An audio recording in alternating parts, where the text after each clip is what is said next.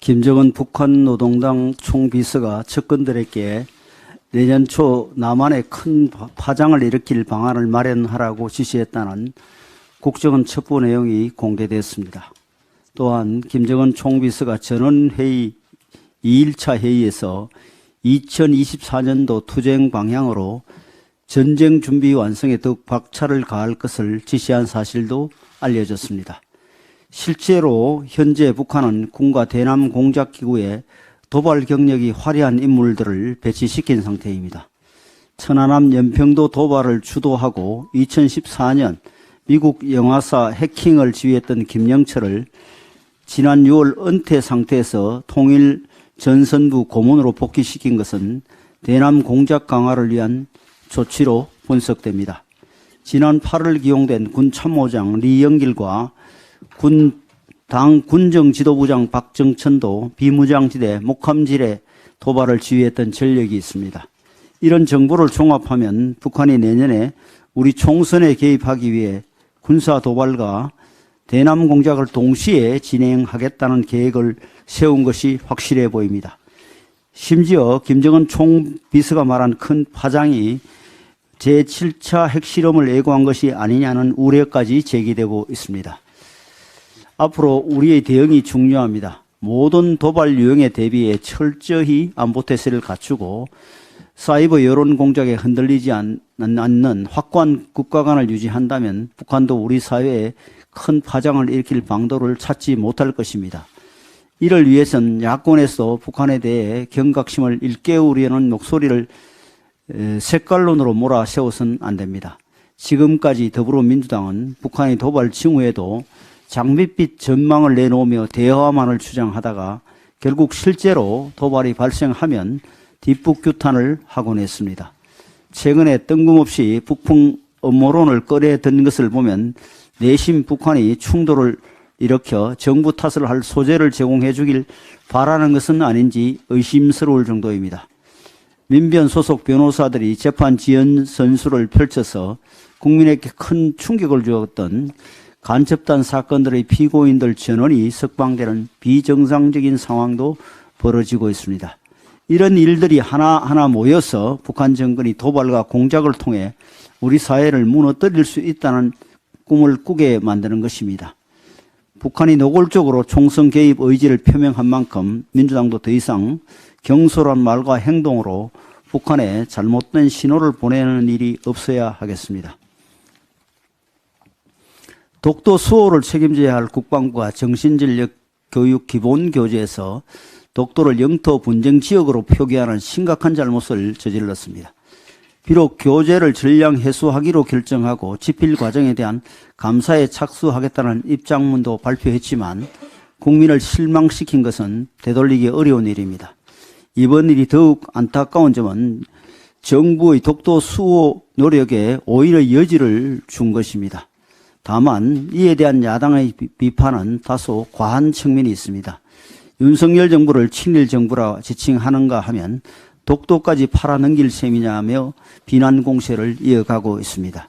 지금까지 야당은 여러 차례 우리 정부의 독도 수호 의지를 폄하하고 왜곡하려는 시도를 해왔는데 지난 9월 야당에서 정부가 독도 관련 예산을 줄인 것처럼 가짜뉴스를 배포했다가 해양수산부가 편성한 독도 관련 예산이 다시 하겠습니다. 지난 9월 야당에서 정부가 독도 관련 예산을 줄인 것처럼 가짜뉴스를 유포했다가 해양수산부가 편성한 독도 관련 예산이 문재인 정부 때보다 많다는 사실이 밝혀지기도 했습니다. 안용복 기념관 운영예산, 독도 의용수비대 기념관 운영예산, 독도 홍보 및 교육 탐방 예산이 모두 꾸준히 편성되거나 정액되었습니다. 오히려 이론의 여지가 없는 우리 영토인 독도를 외교 문제로 쟁점해야 한다고 주장한 쪽은 야당이었습니다. 단적인 예로 지난 5월 한일 정상회담을 앞두고 더불어민주당은 일본 총리에게 독도 영유권 문제를 언급해야 한다고 주장했는데 당시 전문가들은 반일 정서 자극을 하기 위한 외교적 자해 행위라고 비판한 바 있습니다. 민주당이 떠들썩하게 독도 문제를 이용해서 정치적 이익을 꾀하는 사이 우리 당은 울릉도 독도 지원을 위한 특별법을 지속적으로 챙겨서 지난 20일에 본회의 통과를 시켰습니다. 울릉도 독도 지원 법안은 18대, 19대, 20대 국회에서도 발의되었으나 번번이 무산되었기에 이번 본회의 통과는 더욱 뜻이 깊다고 하겠습니다. 울릉도와 독도의 주민들이 평화롭고 안정적으로 생활하는 것이 최고의 독도 수호 방안인 만큼 울릉도 일대가 열악한 환경을 딛고 발전해 나가도록 당 차원에서 지속적으로 챙기겠습니다.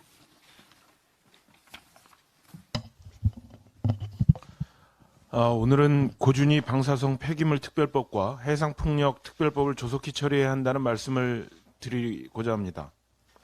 4차 산업혁명 시대에 폭발적으로 늘어나는 전력 수요를 감당하면서 동시에 인류의 과제인 기후변화에 대응하고 탄소 중립을 실천하기 위해서는 원전과 재생에너지 같은 무탄소 에너지를 확대해 나가야 합니다. 이달 열린 제28차 기후변화협약 당사국 총회에서 우리나라가 합의했던 재생에너지 이니셔티브, 원전 관련 이니셔티브와 그 맥을 같이 합니다.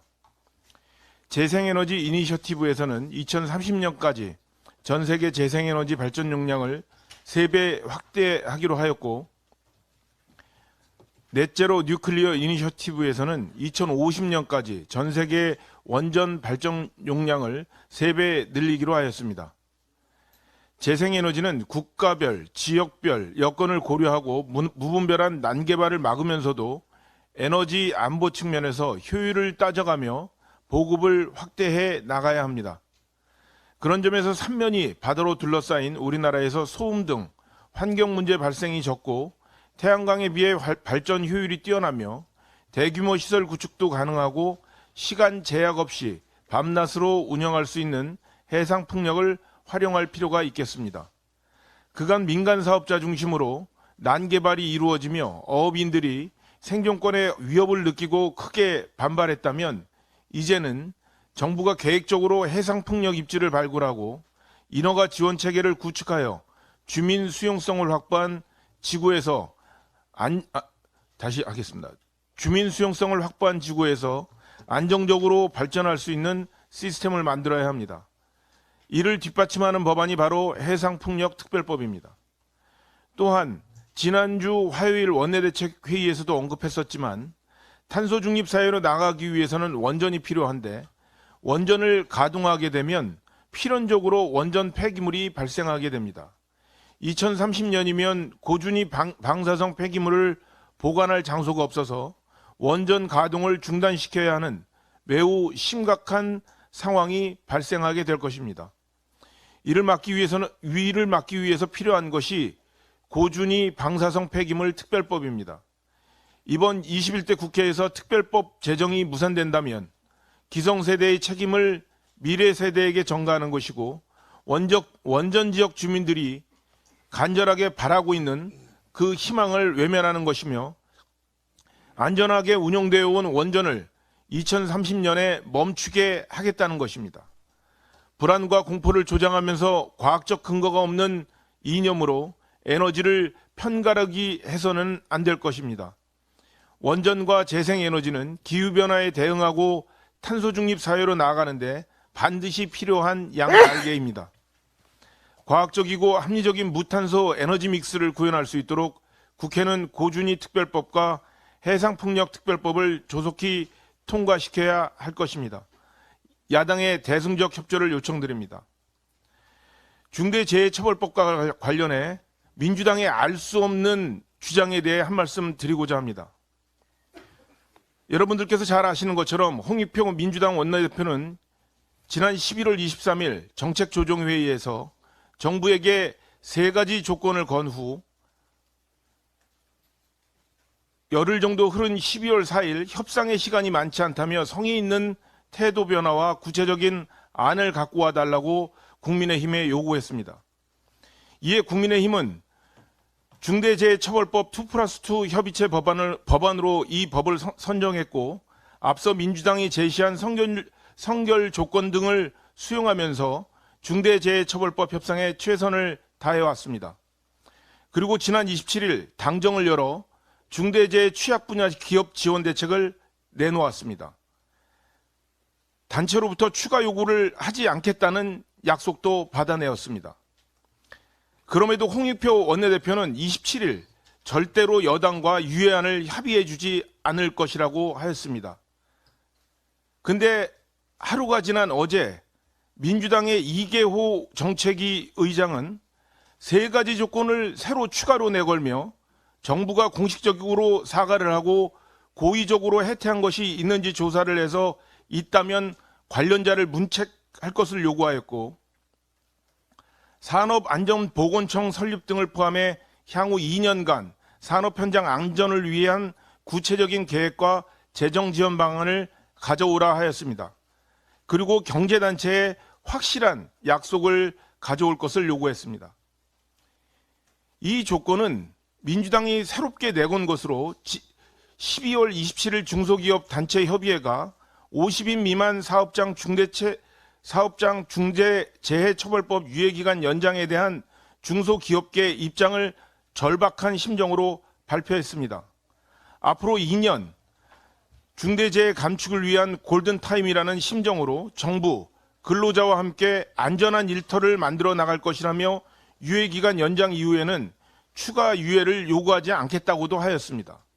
이것이 확실한 약속이 아니라면 도대체 민주당이 원하는 확실한 약속은 어떤 겁니까? 지난 12월 27일 국민의힘은 재정지원을 비롯한 기재, 산업, 중소기업, 국토부, 고용노동부 등 관련 부처가 함께 논의하여 지원 방안도 발표하였습니다. 도대체 민주당은 더 어떤 조건을 붙이려 하시는 겁니까? 법안을 통과 안 시키려고 하는 것입니까? 중소기업 현장 목소리에 제발 좀 귀를 기울여 주시고 법안 통과에 확실한 입장과 함께 적극적인 협조를 요청드립니다. 예. 어제 민주당이 박선원 전 국정원 차장을 영입인재 4호로 발표했습니다. 이재명 대표는 박선원 전 차장을 외교 분야, 안보 분야에서 발군의 실력을 발휘해 줄 인물이라고 치켜 세웠습니다.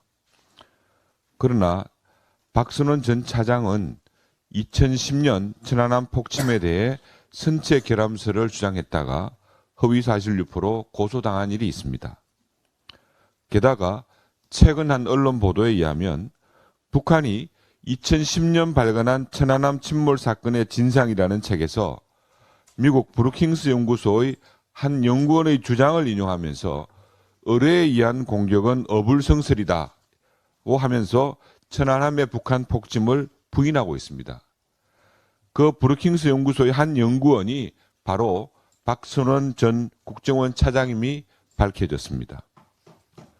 지난 5월 이재명 대표가 임명한 이래경 혁신위원장의 천안함 자폭 발언은 물론 현충일 추념식에서 천안함 폭침에 대한 당의 입장을 묻는 질문에 묵묵부답으로 일관했던 이재명 당대표의 모습이 떠오릅니다. 천안함 폭침에 대한 민주당의 기본 인식에도 의구심을 가지지 않을 수 없습니다. 박선원 전 차장은 반미운동에 앞장섰던 민족통일, 민주쟁취, 민주해방투쟁위, 일명 삼민투 위원장 출신의 대표적인 586 운동권 인사입니다.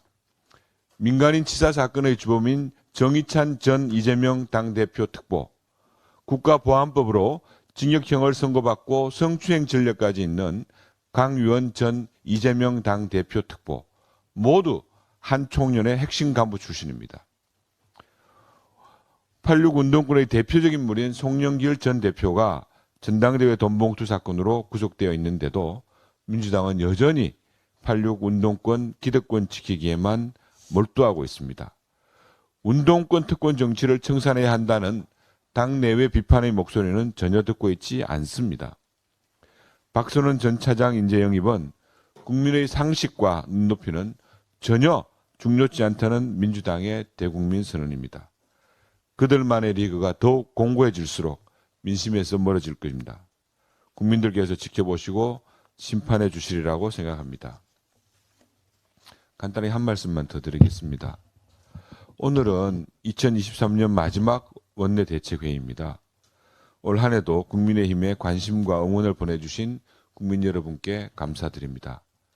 특별히 한동훈 비대위원장 지명 이후 당에 대한 국민들의 후원이 연일 이어지고 있습니다. 지난 8일간 총 7억 2천여만 원의 국민 후원금이 모금되었습니다.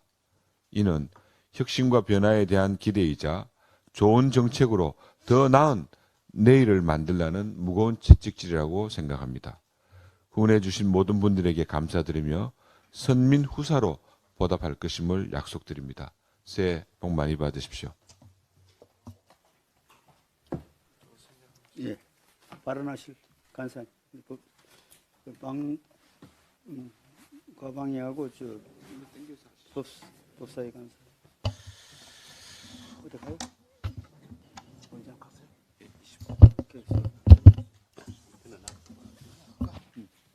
천천히 하십시오. 이쪽에는 뭐 발언하실 분님 안 계십니까? 가방위 간사 박성중 의원입니다.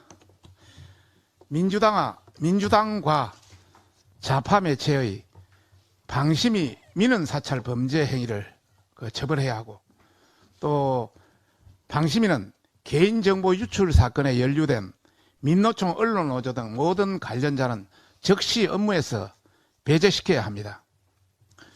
민노총 기관지 뉴스타파가 방심위에서 불법으로 유출된 민원인 정보를 가지고 또다시 조작 보도를 저지르고 있습니다. MBC 등 좌편향 매체들은 뉴스타파의 보도를 또다시 인용하며 희대의 대선 공작 가짜뉴스와 같은 방식으로 조작 보도를 확산시키고 있습니다. 이번에 유출된 방심위의 민원인 정보는 감사권을 가진 국회에서 요구해도 받을 수 없는 초민감 정보입니다. 저도 가방위 간사입니다마는 국정감사에서 방심위의 이런 정보를 요청했는데 한 번도 받은 적이 없습니다.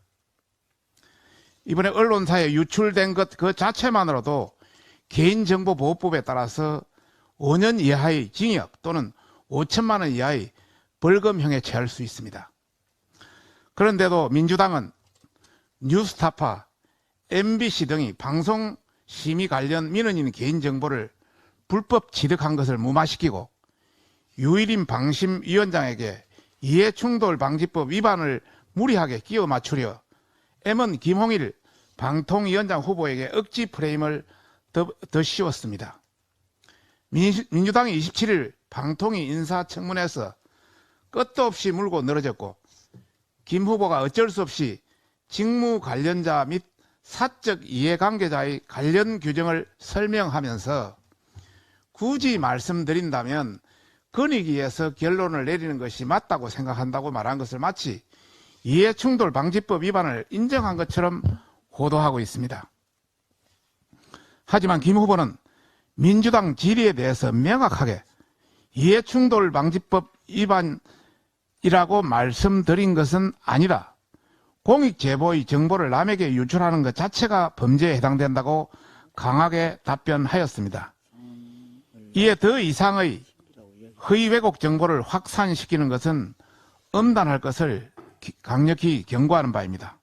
그리고 저희들이 로펌이라든지 변호사 등 법률 전문가의 법률 자문을 의뢰한 결과 이해충돌방지법상 직무 관련자는 이번처럼 방송심의 제소자가 아닌 인가, 면허, 등록, 인정, 특허 등 이런 사안에 주로 적용되는 것이고, 둘째는 방송심의 민원은 제재 처분의 절차 개시에 불과하고 최종 심의 제재 처분은 별도로 이루어진다는 점, 셋째는 방송심의 민원 수백 건 중에 일부가 가족 친지로부터 들어온 것이라 하더라도 동일 건으로 다른 사람이 넣은 민원의 다수가 있는 경우까지 기피 신청을 해야 한다고 해석하는 것은 지나치게 공직자의 의무를 제한하게 된다는 점입니다.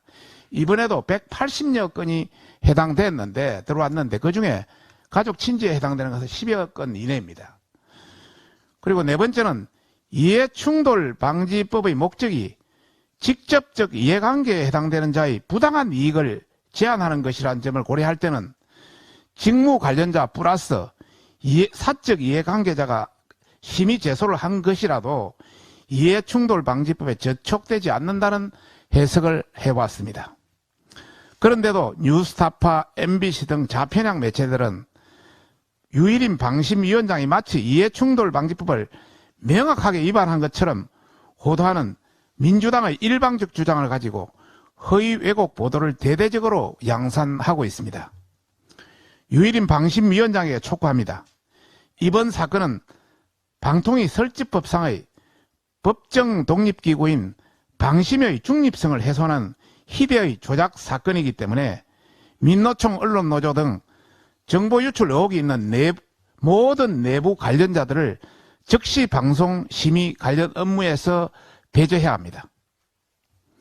민주당과 뉴스타파, MBC 등 극단적 좌편향 세력들에게도 강력히 경고합니다. 국민의힘은 민주당과 결탁한 세력들에 의해서 철저히 기획된 이번 정치 공작을 절대 자시하지 않을 것입니다. 관계기관의 특별감사와 고발 조치 등 모든 수단을 동원해서 법의 심판대에 세울 것을 강력히 경고하는 바입니다.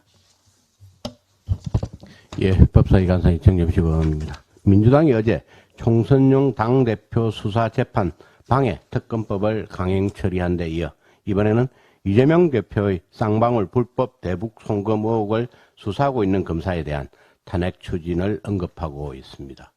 지난 26일 민주당 권인숙 의원은 이화영 전 경기도 평화부지사 변호인들과 함께 이재명 대북 송금 사건에서 수원지검 부장검사 등이 이 전 부지사에게 허위 진술을 강요했다며 국회에 탄핵 소추 청원서를 제출했습니다. 이후 민주당 검사범죄대응TF는 국회 법사위 청원심사 소위에서 청원심사를 조속히 할 것을 촉구하며 만약 법사위 청원심사가 원활히 진행되지 않는다면 사실상 당 차원에서 검사의 탄핵 소추를 추진하겠다는 으름장을 놓았습니다. 이재명 대북 송금 사건의 1심 판결이 내년 2월 선고될 것으로 예상되는 상황에서 총선 전 악재를 어떻게든 막아보려는 노림수를 모르는 바는 아닙니다. 이전 부지사가 낸 1심 재판부 기피 신청이 대법원에 의해 어제 최종 기각당하기는 했으나 66일간의 재판 지연을 이끌어내기도 했으니 이번 검사 탄핵을 통해서도 어떻게든 재판 지연을 이끌어보려는 심산 아니겠습니까? 그러나 적법한 수사와 절차를 대놓고 방해하며 탄핵이라는 꼼수를 이용해 재판을 지연하겠다는 것은 대한민국 사법 시스템을 망가뜨리는 횡포이자 불리한 수사는 모두 힘으로 뭉갤 수 있다는 민주당식 초법적인 일탈 행위라고 할 수 있습니다. 오로지 이재명 대표 방탄과 총선 승리를 위해서라면 거대의 어석을 이용해 무슨 일이든 추진하고 보자는 막가파식 폭주를 이제 제발 멈춰주시기 바랍니다.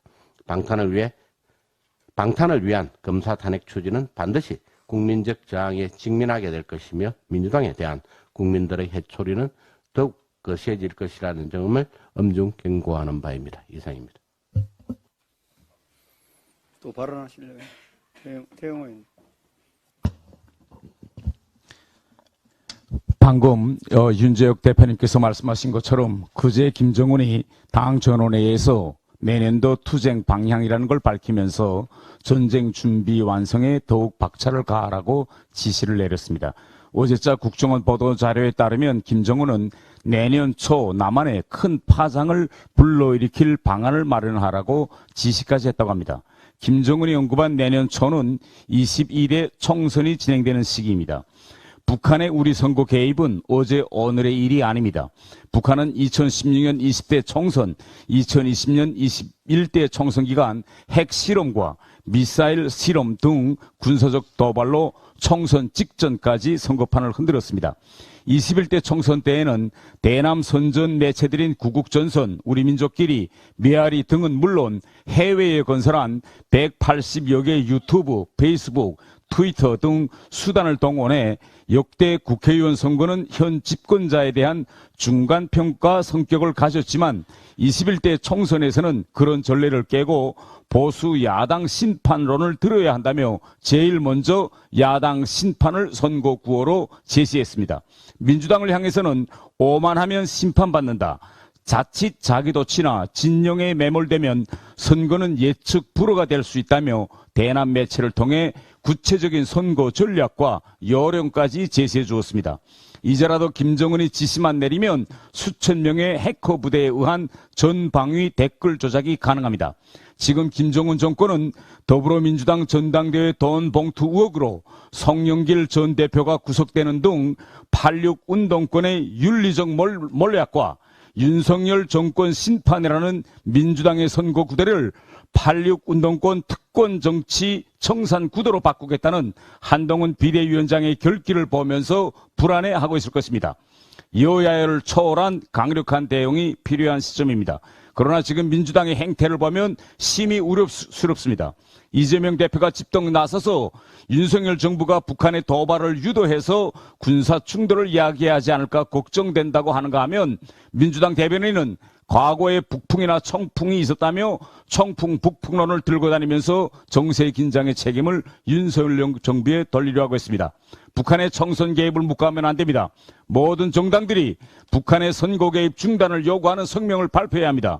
청풍, 북풍론을 꺼내들고 전쟁이냐 평화냐 라는 총선용 프레임을 만들어 놓고 전쟁보다는 더러운 평화가 낫다는 단순 논리로 국민을 겁박하는 공포 마케팅으로 정치적 이득을 보려는 세력은 국민들께서 반드시 표로 심판해 주실 것을 부탁드립니다. 비공개하시죠.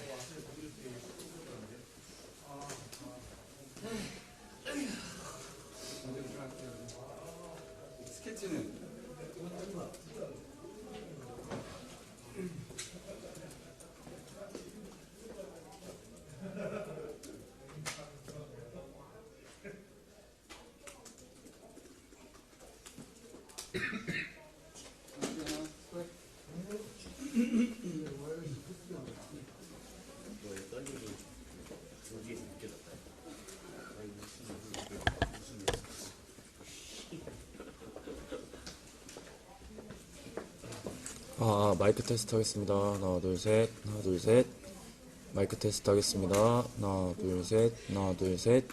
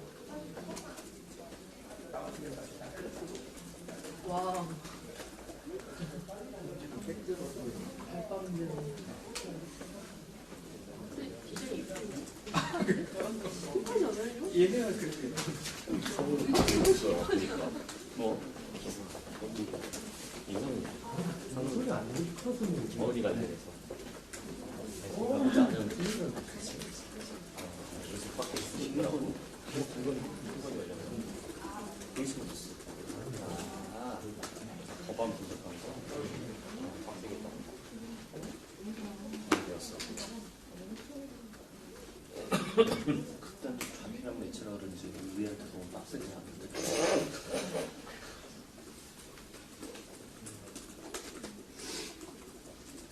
민주당 일정이 빡세. 얘네들 이걸 많이 빡세.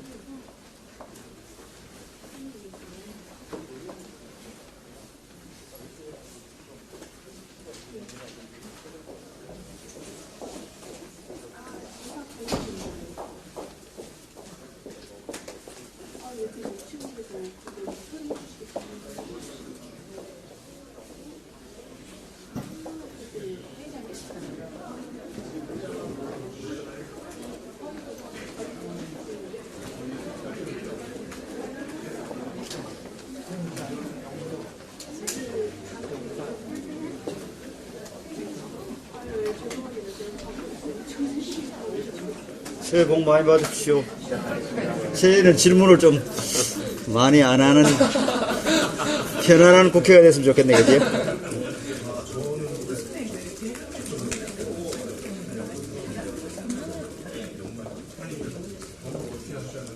자, 질문하십시오. 대표님, 어제 권은희 의원님이 유일하게 쌍특권 표결에 참석하셔서 총구도 던지셨는데요. 이에 대한 입장과 당 내부에서 혹시 뭐 징계 조치 같은 것도 검토하고 계신지요?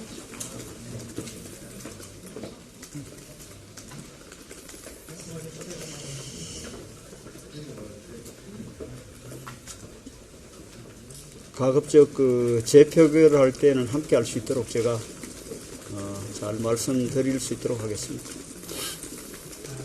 대표님, 쌍특법도 재표결 날짜는 좀 언제로 보고 계시는지. 우리 당은 가급적 그 빠른 시간 안에 본회의가 있는 날 재표결을 해서 이 선거에 미치는 영향도 최소화하고 또 국민들의 피로감도 좀 덜어드려야 된다고 생각합니다. 국회의장께서 이태원 참사 특별법에 대한 중재안을 마련을 했는데 혹시 이에 대해서 국민의힘 입장은 어떻고 받을 수 있는 가능성이 있습니까? 뭐 중재안을 가지고 정부하고 논의는 해보겠습니다. 해보고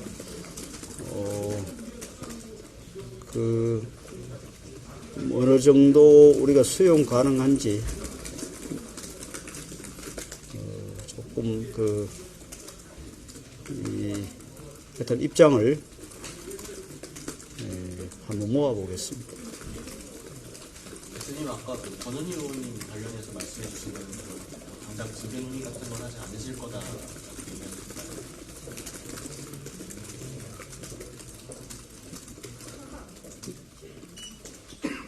제가 당장 징계 논의를 하겠다는 생각은 없고요.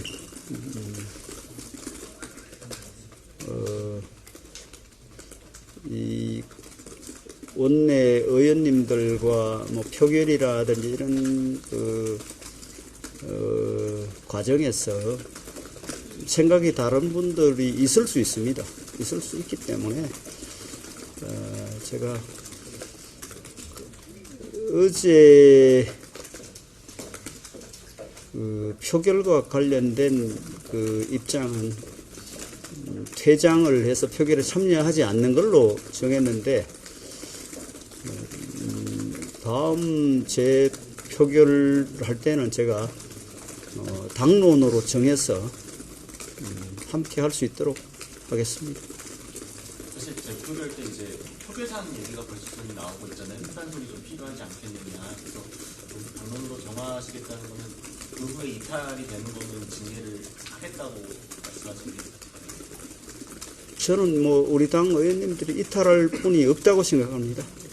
이탈할 뿐이 없기 때문에 그런 얘기를 지금 드리지 않겠습니다.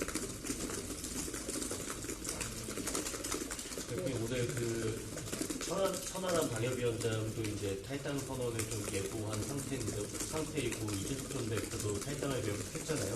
그 부분에 있어서 아직 권한쟁이시니까 이게 다른 추가 당원들의 탈당이나 이런 유의미한 영향이 있다고 보시는지. 이준석 전 대표 탈당하는 날 비슷한 질문이 있었습니다. 제가 답변을 드렸습니다. 새로 출발하는 이준석 전 대표가 잘 됐으면 좋겠다는 말씀을 드렸고, 탈당으로 인한 여러 가지 뭐 영향이라든지 이런 것들에 대한 관심보다는 새로운 한동훈 비대위원장을 중심으로 어떻게 우리가 혁신하고 국민의 공감을 받고 사랑을 받을 수 있는지에 집중하겠다. 그런 입장을 드렸고 그 입장은 지금도 변하지 않았습니다. 혹시 허은하 의원하고는 아니 계속 한 분이 질문하시면은 다른 질문 좀 해주시면 답변하겠습니다. 대표님, 민주당에서 대표결 시점을요, 국민의힘 공천심사 이후로 정해서 이탈표를 노릴 것이다, 이런 분석 나오는데 그거에 대해서 한 말씀 부탁드립니다. 뭐 그러지 아니라고 봤습니다. 정치 도의적으로 있을 수 없는 일이고요.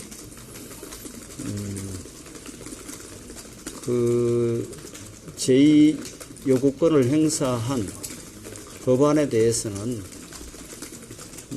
가급적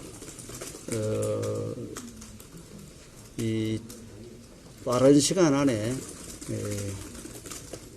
정리를 하는 게 맞고, 또 그거를 뭐 정략적으로 시점을 보고 뭐 이렇게 하는 것 자체가, 이 법 자체가 애초부터 총선용 총선 민심 교란용 입법인데, 스스로 총선 민심 교란용 입법이라는 것을 스스로 자인하는 것과 다를 바 없다고 생각합니다.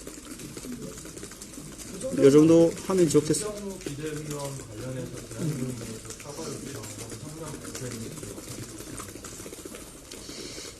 제가 그 유튜브 보니까 바로 그 자리에서 그 발언하고 바로 사과를 했더라고요. 했고 또 어제도 사과를 한 걸로 알고 있고, 부족하다면 더 사과를 할 것이라고 생각을 하고요. 또 어쨌든 그 발언 내용은 부적절해서 우리 대한노인회를 비롯한 어르신들께 송구스럽다는 말씀을 드립니다. 자, 수고했어요.